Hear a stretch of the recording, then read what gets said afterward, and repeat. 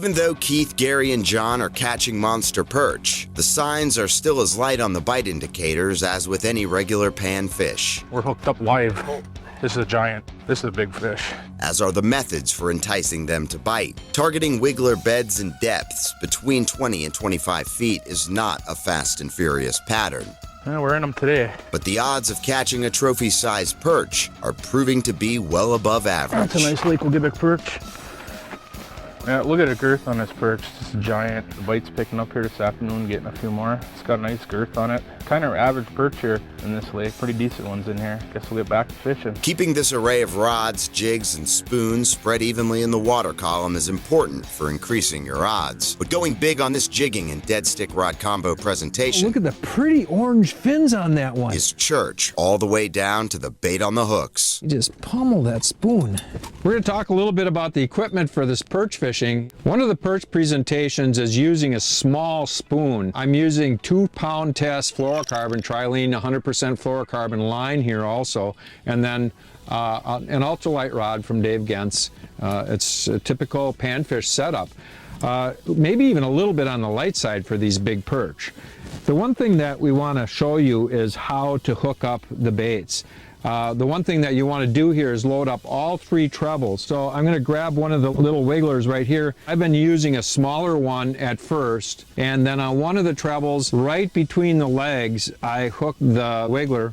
Kind of hangs down like so. And then on the other one, I will try to find one of the bigger, more active wigglers. Let's see if I can pick one that's pretty active. Here we go. And I hook that one right in the tail. I kind of go on the underbelly of the tail and I hook it up. Pretty straightforward. So it's just hanging. Now that one will actually swim as it's sitting still. And then on the third treble, Jon was actually the one who kind of turned us on to this.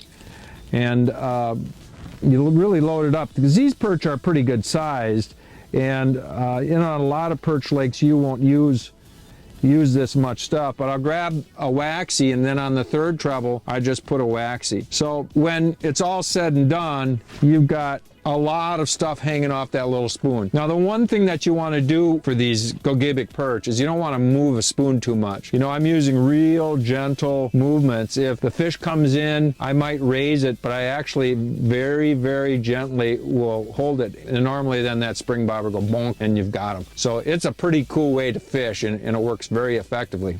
The other setup that we use is the dead stick setup. And I've got actually 2 identical jigs. They're just small panfish jigs, maybe a little bit on the larger side. What we do on the top jig is we just put a cinch knot and cinch it right into the line. For you bass fishermen, a little bit like drop shotting in a way.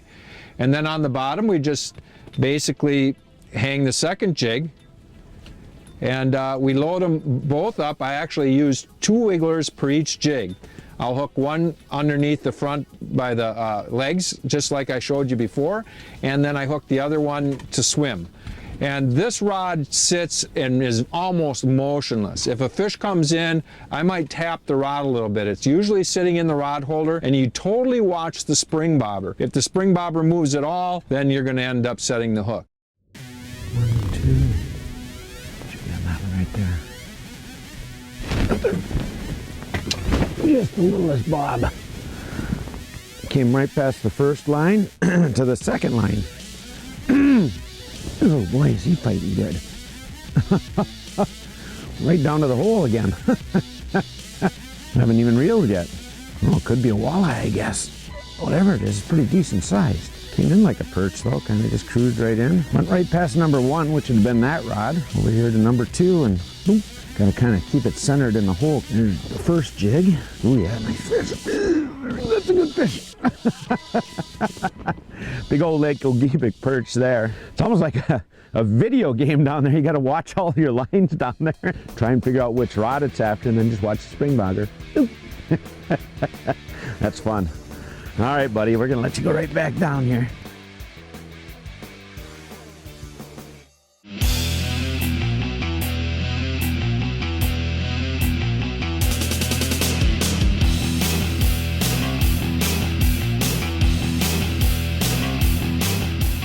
Hot topics, leading information, and tackle and techniques to make you a better angler. Presented by Mercury.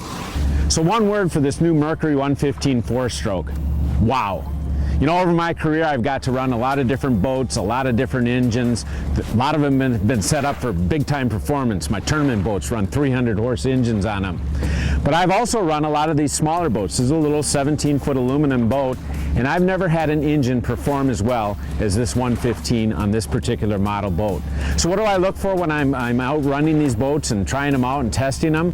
First thing is hole shot. Hole shot not only gets you up on plane, but that's also a real good indication of how good the boat is going to be out in rough water. When that engine can accelerate quickly, you can start reading the waves, accelerate, decelerate quickly, and actually run waves a lot better. Next thing I look at, top end speed. Now again, I've run this boat, this particular model, a lot of times. I see, you know, low 40s for top end speed. With this particular engine, I was getting 48. I even saw 50 miles an hour once. So that's unbelievably fast for this size 17-foot boat. Last thing is, I like a quiet engine, and that's what 4-stroke is going to give you. This one seems particularly quiet, and the reason I like that quiet is because a lot of times I'm searching for fish. I don't want to spook them. So it's got all of the stuff that I would want. Good low end torque, the good high-end speed, the quietness. So again, wow. First impression, this is an unbelievably great engine. I can hardly wait to run it a lot more.